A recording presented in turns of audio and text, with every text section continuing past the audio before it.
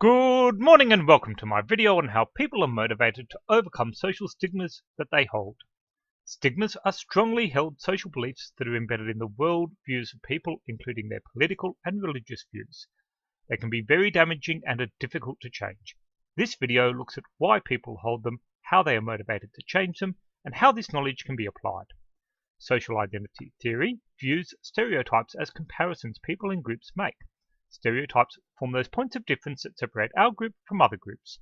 They're helpful but prone to error. Prejudices are negative stereotypes that are unjustified and influenced by a flawed understanding of the people they're directed at. Stigma refers to personal attributes of people that devalue or dehumanize them.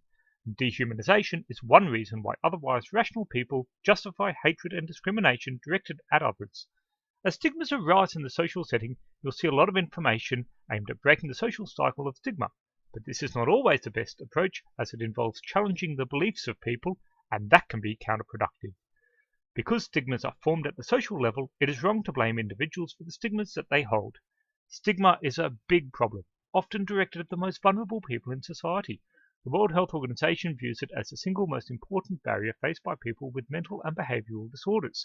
Other diseases include HIV and AIDS, which were extremely stigmatized in the 1980s, and this led to people receiving inadequate health care or even being refused health care. Stigmas often contradict other important values people have. For example, most people value social equality and also adherence to social norms that can conflict with that value. Motivation plays a key role in change, and in order to do so, the motivation for change needs to be stronger than the motivation to retain the status quo.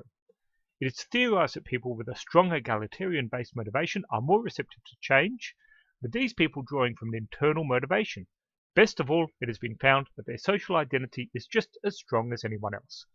External motivation is also useful and refers to when people want to avoid uncomfortable situations or responses. So an appropriate social setting can also be a strong motivator. If you're interested in your own personal growth, these are the 3 best ways to motivate change. It is very hard to get people to do so who are not interested. Thought suppression works well, but is counterproductive for people who resist change. Empathy is believed to be a strong motivator, as it does not involve challenging people's beliefs. Empathy is closely related to contact, which at this time is the strongest known motivator for change, combining both internal and external motivators to work together.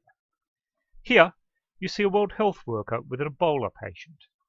And here, you see some mental health clients participating in a community garden. Contact with stigmatized people in non-threatening settings like these has been shown to lead to lasting change in reducing social stigmas.